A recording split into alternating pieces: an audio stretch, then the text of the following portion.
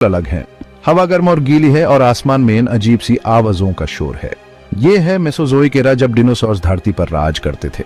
उनका यह राज 180 मिलियन साल तक चला, जो उनकी ताकत और अडाप्ट करने की एबिलिटी को बताता है। लेकिन बड़े से बड़े जेंट्स भी गिर सकते हैं और डायनासोर्स के खत्म होने की कहानी धरती के इतिहास के सबसे भयानक चैप्टर्स में से एक है। डायनासोर्स तरह तरह के हुआ करते थे, छोटे से कॉम्प्सोग्नाथुस से लेकर बड़े से बड़े अर्जेंटिनोसॉरस तक, जो धरती पर चलने वाला सबसे बड़ा जानवर था। कुछ तो बहुत ही खतरनाक शिकारी थे, जैसे टिरानोसॉरस रेक्स, जिसके पास हड्डियों को तोड़ देने वाला जबड़ा और ताकतवर टांगे थी। दूसरे जैसे त्रिसेराटोप्स शाकाहारी जायंट्स थे, जो फेर्न्स और साइकड्स खटे थे। दुनिया के हर कोने में वो रहते थे, घने जंगल से लेकर सूखे रेगिस्तान तक। हर स्पीसीज अपने आप को अपने एनवायरनमेंट के हिसाब से ढाल लेती थी। डिनोसॉर्स के टाइम में धरती आज से काफी ज्यादा गर्म थी। ट्रॉपिकल फॉरेस्ट पोल्स के पास भी लुश थे। समुद्र में जान भरी हुई थी, जैसे प्लेसियोसॉरस और अमोनिटस अपने स्पाइरल शेल्स के साथ। आसमान में प्टेरोसॉर्स, उड़े हुए रेप्टाइल्स उड़ान भरा करते थे। यह एक वाइब्रेंट और डायनामिक दुनिया थी, लेकिन यह डोमिनेंस का एरा जल्द ही खत्म होने वाला था।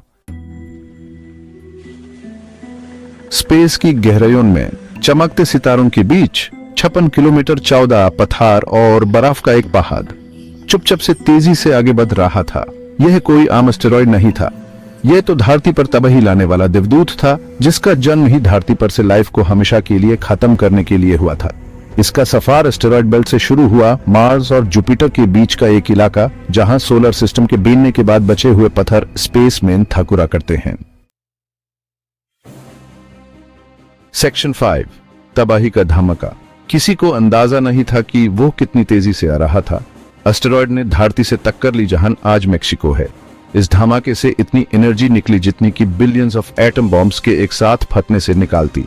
इस शॉकवेव ने पूरी धरती को हिलाकर रख दिया, जिसे कई जगह ज़लज़ले आए, वोल्केनोज फटने लगे और सुनामीस आने लगी। जहां ये एस्टेरॉयड गिरा था, वहां तो सब कुछ खत्म ही हो गया। सेक्शन 6, पानी की दीवार। इस धमाके से सुनामीस आई। 1000 फीट ऊंची पानी की दीवारें जो समुद्र में भाग रही थीं। इन भयानक लहरों ने पूरी की पूरी कोस्ट लाइन्स को निकाल लिया, रास्ते में आने वाली हर चीज को तबाह कर दिया।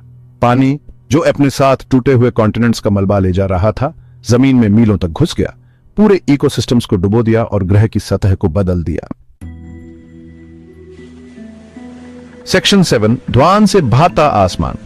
इस टक्कर से खरबों टन पिघली हुई चट्टान और धूल वायुमंडल में फैल गई। यह मलबा धरती की सतह से ऊपर उठ गया, जिससे सूरज छिप गया और धरती अंधेरे में डूब गई। सूरज की रोशनी के बिना पौधे मुरझा गए और मर गए, जिससे पूरी फूड चेन टूट गई। हवा जो राख और जहरीली गैसों से भरी हुई थी, सांस लेना मुश्किल कर रही थी। जिन प्राणियों ने शुरुआती तबाही से बचाव किया था, वे अब घुट रहे थे। सेक्शन 8, लंबी ठंडी रात। धूल का बादल वायुमंडल में बना रहा, जिससे धरती पर परछाई छाई रही।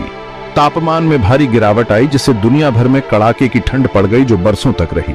एक समय जो हरे भरे पारिस्थितिक तंत्र थे, वे अब जीवन को सहारा देने में असमर्थ थे। डायनासोर अपने आकार और ताकत के बावजूद दुनिया भर में आई विनाशकारी परिवर्तनों का सामना नहीं कर सके। सेक्शन 9, मैमल्स के उदय। जबकि डायनासोर खत्म हो गए, कुछ जीव छोटे फरी स्तनधारी इस प्रलय से बचने में कामयाब रहे। ये जीव जो बिलों में रहने और अंधेरे में भोजन खोजने के लिए अनुकूलित थे, कठोर परिस्थितियों का सामना करने के लिए बेहतर ढंग से सुसज्जित थे। डायनासोर के चले जाने के बाद इन बचे हुए जीवों को धरती मिली, जिनके वंशज लाखों वर्षों में विकसित होकर स्तनधारियों की विविध श्रेणी में बदल गए, जिन्हें हम आज देखते हैं। सेक्शन 10, डायनासोर्स की निशानी। डायनासोर का विलुप्त होना पृथ्वी के इतिहास में एक महत्वपूर्ण मोड़ था। इसने स्तनधारियों के उदय का मार्ग प्रशस्त किया और अंततः हमारी अपनी प्रजातियों के विकास का नेतृत्व किया। आज डायनासोर की विरासत जीवाश्म रिकॉर्ड में मौजूद है, जो कभी हमारे ग्रह पर पनपने वाले जीवन की अविश्वसनीय विविधता का प्रमाण है। उनकी हड्डियां पत्थर में संरक्षित एक खोई हुई दुनिया की दास्तां सुनाती हैं और प्रकृति की शक्ति और जीवन की नाजुकता की याद दिलाती है। सेक्शन 11 निष्कर्ष एक नया अध्याय। डायनासोर का विलुप्त होना हालांकि एक दुखद घटना थी, लेकिन इसने पृथ्वी के इतिहास में एक नया अध्याय खोला। इसने जीवन के नए रूपों के विकास की अनुमति दी, जिससे अंततः वह दुनिया बनी जिसे हम आज जानते हैं। डायनासोर की कहानी, उनके शासनकाल और उनके अंत दोनों हमें प्रकृति की अद्भुत शक्ति और अपने ग्रह